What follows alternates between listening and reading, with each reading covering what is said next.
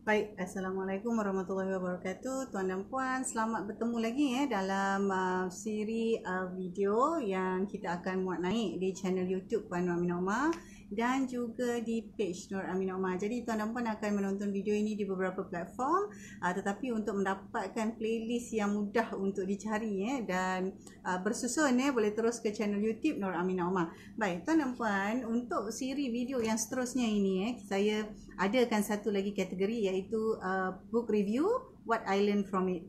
Book review what I learn from it. Review buku apa yang saya pelajari daripadanya. Baik, salah satu sebuah buku yang saya sudah baca dan saya berulang kali datang semula kepada buku itu adalah salah satu buku yang saya pilih hari ini, iaitu The Franchise Factor. Kepada tuan dan puan yang menonton video ini, maafkan saya kerana saya menggunakan selfie mode untuk penghasilan video ini, jadi tuan dan puan akan nampak buku ini terbalik tapi image-nya nanti saya akan kongsikan dalam komen ataupun dalam thumbnail untuk siri video ini. Baik, untuk itu tuan dan puan kepada yang pertama kali masuk dan menonton video ini, nama saya Nur Aminah binti Omar, saya merupakan seorang business advisor. Saya juga mengendalikan program untuk usahawan dan banyak bekerjasama dengan NGOs, agensi-agensi yang berkenaan untuk mengendalikan program-program khusus untuk usahawan dan juga program-program khusus yang berbentuk women empowerment. Jadi untuk itu pada kali ini saya memilih ni kerana sebenarnya saya sudah habis baca buku ini, tetapi beberapa kali saya akan rujuk semula walaupun tajuk buku ini adalah tentang The Franchise Factor, The Franchise Factor, dan buku ini merupakan salah satu buku yang saya pinjam dari perpustakaan ABA Malaysia. Jadi dalam chapter yang ke-8 dalam chapter yang ke-8 ada beberapa poin yang menarik yang membuatkan saya sendiri terkesan dan menjadikan pelajaran itu, menjadikan poin itu, menjadikan take away itu sebagai salah satu cara saya mengurus dan meneruskan keadaan dari hari ke hari. Baik, apakah pelajaran yang dari yang saya what is the take away from chapter 8 apakah pelajaran dan pengajaran yang saya ambil dari bab 8 ini tadi, ialah tentang hubungan. Relationship is in progress.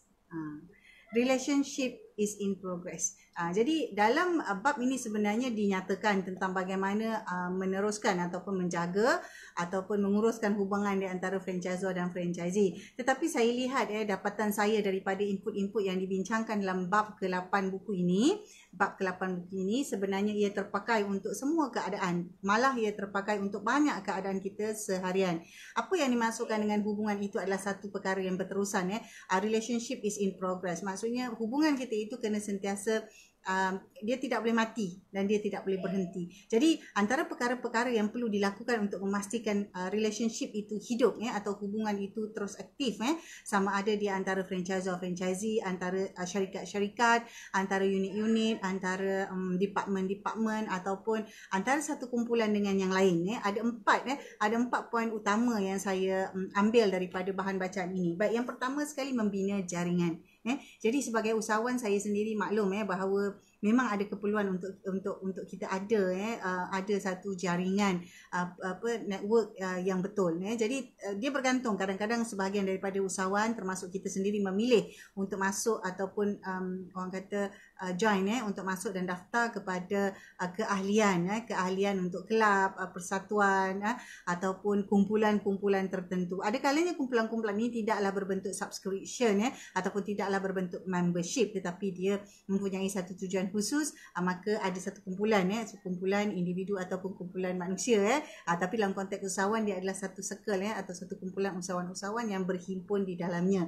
Jadi biasanya kita akan orang kata dapat berjumpa dan berkenalan dengan ramai usahawan lain dalam pelbagai bidang melalui platform-platform ini. Jadi tuan dan puan boleh lihat boleh pilih mana-mana NGO, mana-mana kelab atau mana-mana persatuan yang sesuai untuk kita sertai. Jadi ini pun akan bergantung kepada apa objektif dan tujuan tuan dan puan. Jadi sekiranya katakanlah dalam bisnes franchise sebenarnya mereka sentiasa bernetwork di antara franchisee yang ramai itu, pada masa yang sama membina jaringan juga tidak semestinya dalam kelompok ataupun dalam orang kata kepompong satu sahaja jenis jenama. Jadi apabila kita jadi usahawan ini adalah bagus apabila kita boleh membina jaringan, kerana kita tahu hubungan adalah satu yang hidup. Relationship is in progress. Dia kena sentiasa ada pergerakan. Itu yang pertama. Yang kedua adalah dengan membina satu keadaan di mana kita sentiasa mengajar orang lain. Bukanlah kita ini nak mengajar-ngajar atau menunjuk pandai dan mengajar orang, bukan. Tetapi ia adalah lebih kepada konsep menjadi mentor kepada yang lain. Maksudnya kalau dalam kumpulan franchise sebagai franchisee, akan ada franchisee yang baru masuk ataupun dalam kumpulan kerja, katalah kita dalam sebuah syarikat, mungkin kita dalam satu department tetapi ada pekerja baru masuk. Jadi keadaan-keadaan itu sebenarnya membolehkan kita menjadi seorang mentor. Mentor itu bermakna kita sudah melalui pengalaman itu, kita sudah mempunyai kemahiran tertentu yang itu, maka kita akan membantu individu lain yang dalam kategori dan konteks yang sama. Jadi katalah kalau kita ini merupakan ketua unit keuangan, tiba-tiba ada seorang junior masuk ke dalam bahagian unit keuangan kita, maka kita boleh jadi mentor kepada beliau. Ataupun kita dalam satu kumpulan franchise dan kita adalah franchisee yang senior, katalah kita dah 10 tahun jadi franchisee satu jenama dan ada franchisee baru yang masuk, maka kita boleh menjadi mentor kepada franchisee yang baru ini. Dan begitulah seterusnya. Dia ada banyak konsep mentoring dan banyak perkara-perkara yang kita boleh mainkan peranan. Kerana dengan ada aktiviti mengajar orang lain ini dan menjadi mentor ini, maksudnya kita mengaktifkan hubungannya. We are keeping the relationship in progress.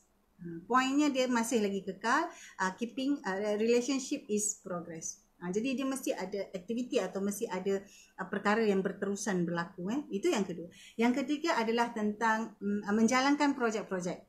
Kita boleh create project ataupun kita boleh wujudkan satu task force ataupun kita boleh wujudkan satu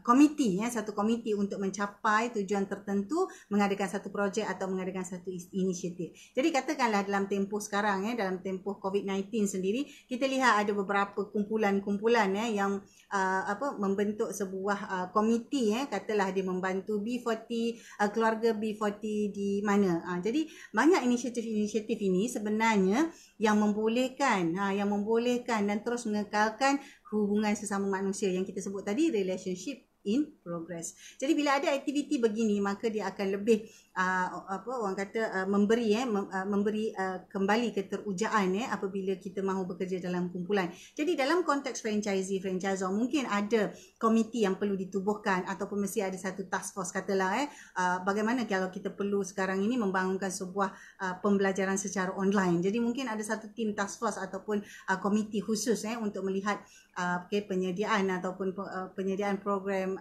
video dalam bentuk video, penyediaan program dalam bentuk buku ataupun worksheets. Jadi mungkin akan ada keperluan untuk mewujudkan komiti-komiti baru dan unit-unit task force yang baru. Jadi semua ini sebenarnya katalah dalam kumpulan franchisor atau franchisee itu semua perkara dah ada. Mungkin kita wujudkan satu task force untuk improvement, ataupun kita kata ada satu komiti untuk mengemaskini semua apa-apa yang ada, yang sudah ada itu tadi. Jadi untuk kita mencipta ataupun kita mengaktifkan ataupun kita mengekalkan hubungan itu tadi, dia mestilah ada dengan perkara-perkara yang dijalankan secara berterusan. Itu antaranya. Jadi yang keempat yang terakhir sekali, kita boleh wujudkan satu konsep strategic partnership di mana kita membina kemunculan kepribadian individu-individu yang baik yang boleh menjadi ketua. Jadi strategic partnership ini boleh berbentuk dalam keadaan berbentuk projek ataupun dalam keadaan yang berbentuk semasa. Maksudnya atas kapasiti ataupun isu tertentu, kita ada satu strategic partnership, sama ada bersama franchisor ataupun franchisee dalam konteks ini, ataupun dalam konteks yang lain di antara syarikat, di antara satu syarikat dengan syarikat yang lain, ataupun dalam kumpulan tertentu. Katalah kita ada satu komuniti ibu dan kita boleh adakan satu strategik partnership yang membolehkan kita membina kepimpinan di antara komuniti ibu dan komuniti bapa, ataupun komuniti guru dengan komuniti ibu bapa, ataupun komuniti kebun setempat dengan komuniti ibu bapa, katakan. Jadi perkara-perkara ini kita panggil sebagai pembinaan professionalism di kalangan individu-individu ini supaya mereka dapat bekerjasama dan membentuk diri sebagai seorang ketua, di mana apabila mereka mengetuai semua inisiatif-inisiatif ini, memulakan kerja-kerja sama ini, sebenarnya akan ada banyak perkara yang membolehkan relationship itu, hubungan itu berterusan. Jadi kuncinya ialah untuk memastikan bahawa hubungan itu sentiasa bergerak, because dia punya kunci itu, kata kunci itu adalah relationship in progress. Jadi kepada tuan dan puan di luar sana, sekiranya ada menjalinkan hubungan secara perniagaan ataupun tidak, maka perlu ada satu perkara yang dijalankan atau perkara yang dilakukan supaya dia dapat mengekalkan momentum hubungan yang sudah terjalin itu tadi. Jadi untuk itu itulah antara, sebab dia ada 8 bab dalam buku ini, sebenarnya ada 8 bab. Jadi saya pilih bab yang terakhir itu kerana saya ada buat revision tadi, jadi saya rujuk semula bab itu dan saya dapati poin ini bagus untuk diketengahkan. Jadi tuan dan puan, saya dah bincangkan tentang apa itu yang kita kata boleh kita lakukan untuk menjaga perhubungan. Yang 4 perkara yang saya kongsikan tadi. Yang pertama sekali, aktif untuk membina jaringan, iaitu networking. Kedua, menjadi mentor, iaitu mengajarkan sesuatu kepada orang lain. Dan yang ketiga, mencipta projek-projek baru, iaitu mencipta aktiviti dan projek-projek baru supaya dapat hubungan ini diteruskan.